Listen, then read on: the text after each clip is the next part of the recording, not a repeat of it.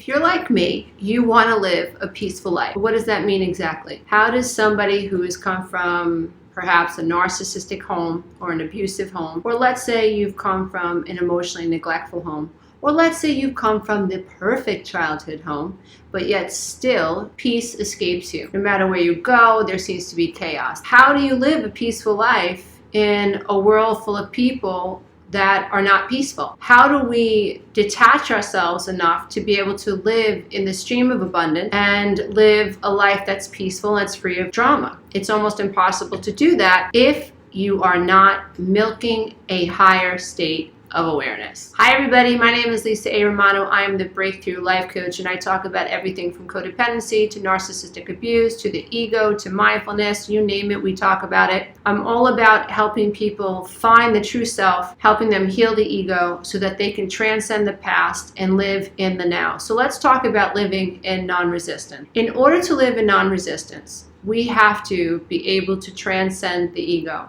We have to be willing to detach. We have to be willing to take our ego out of situations, which is very difficult to do because an ego is a very natural part of the human personality. Ego is tied to survival. So there's no sense in hating the fact that you have an ego or wanting to beat yourself up. The fact that we have an ego is awesome because without an ego, how do we take care of a self? How do we move on as a species? If there was no ego, then what would happen to us collectively as a mass of people, humanity? What would happen if we weren't able to want for the self and to satisfy the self? We may not even have been able to survive without an ego. So there's no sense beating ourselves up for the ego. What we're learning to do as we evolve, hopefully, is to transcend the ego in the sense where as we are being able to milk our consciousness, we are becoming aware of things that we can control, things that we should not control, and things that we just simply can't control. An unaware ego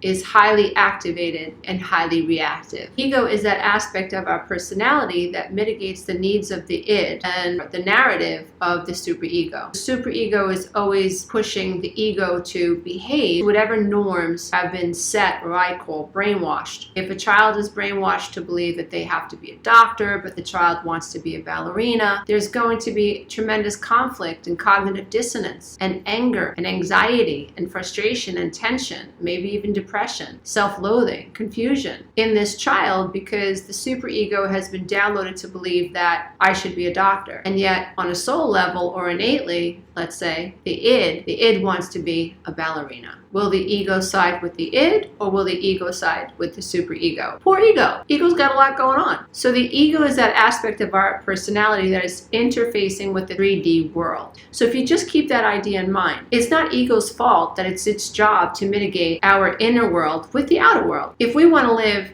in a peaceful life, we have to get to a point of non-resistance. So somehow we have to help the ego let go. We have to help the ego release its knuckles to ideas, people, and essentially attachments in the 3D world. A life-changing moment years ago when I was going through my divorce, my ex-husband told my brothers a story that was absolutely untrue. And it was a disgusting story about me and my dad. And it was a complete falsehood. But he told the story because he was trying to create a smokescreen. He had done something he wasn't supposed to do. He was caught doing this thing. And to create a diversion, he decided to create this smokescreen by claiming that I had said something about my dad that I had never said. He claimed that my father did something that my father never did. And when I got the news, I literally imploded. I collapsed because I was going through divorce. I was already very overwhelmed, suffering from attachment trauma, abandonment trauma. I felt like I was floating in an emotional abyss. I couldn't grab the walls. There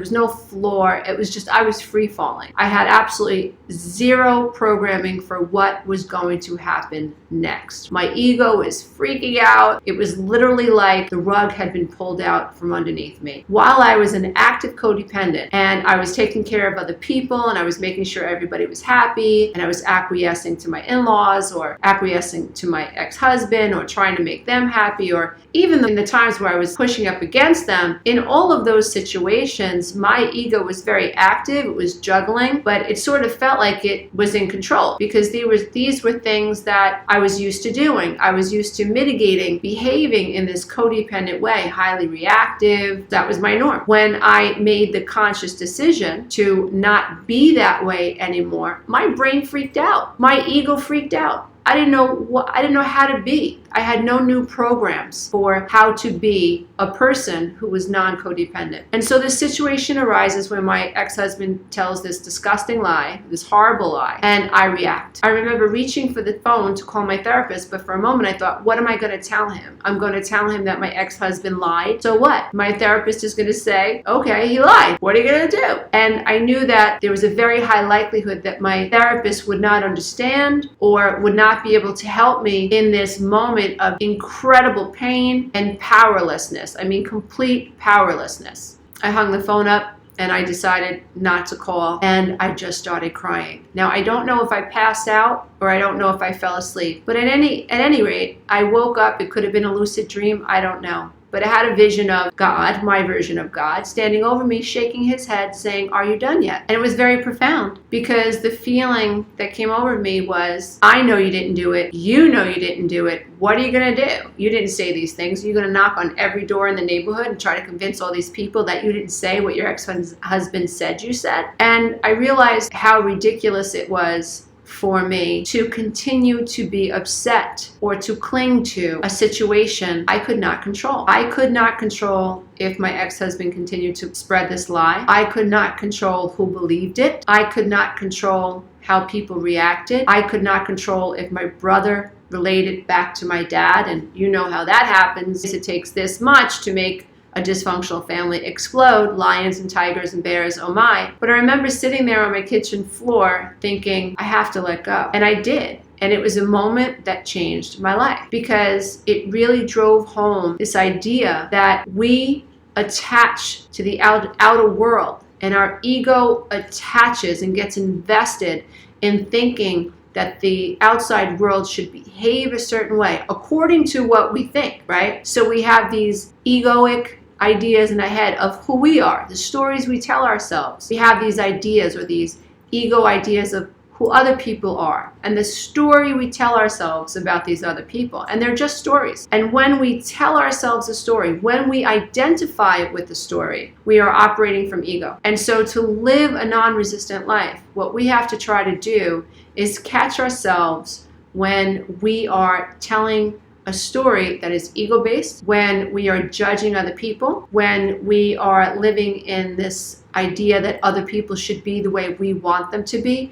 Now, that doesn't mean that we don't have boundaries, and that doesn't mean that we tolerate narcissistic abuse, and that doesn't mean that we tolerate people being abusive. That's not what it means. Discerning and observing someone's behavior and then making a decision based on their behavior to protect yourself. Needing to protect yourself is necessary sometimes. This is when it's healthy to have a sense of ego. I have an I, and I am aware that lions and tigers and bears exist, and there are predator type personalities out there. It is what it is. And if I bump up against a predator type personality, I will release them in love and light, no judgment, just acknowledge that this is a predator type personality. And I prefer to go over here and not stay here. So we can have an aspect of ego, identify with our body, identify with our form, and still stay in a non-judgmental place, and still stay in the flow. We have come to find the flow. What is the flow?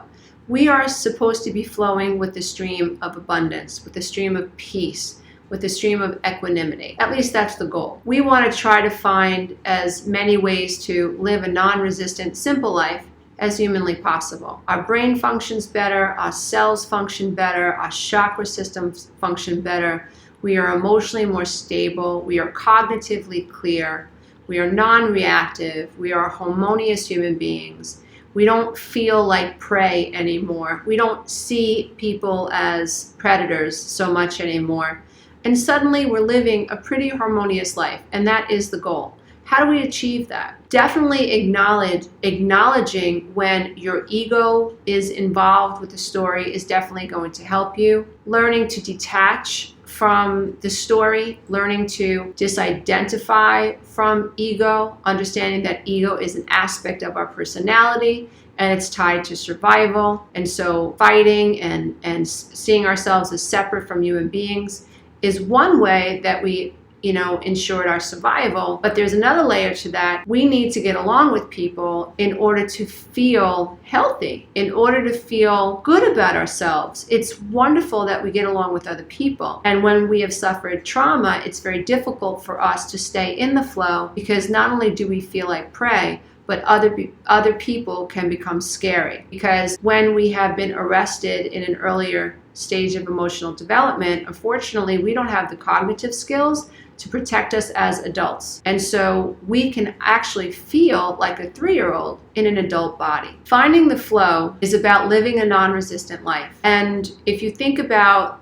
the earth and this idea that the earth spins in one direction. So imagine if the earth is spinning, for argument's sake, in a clockwise way, clockwise fashion. So imagine that your evolution is supposed to be a clockwise fashion. Right? Imagine that you're supposed to wake up and your energy is supposed to feel pretty much in the flow of this clockwise turning. This is what we're after. This is this harmonious flow, this consistent clockwise energy flow, all moving in the same direction, right? Which leads to evolution and ascension. It's a beautiful thing. Now, what happens when you hit resistance? Imagine that your energy is likened to a clock, and imagine that the hands of the clock are you. Now, when you hit resistance, the clock stops. Now, when you hit resistance, if you don't resolve that quickly and get moving again, what will happen is that clock will regress, right? The numbers go backwards. And that's exactly how we feel. That's what PTSD feels like. That's what complex PTSD feels like.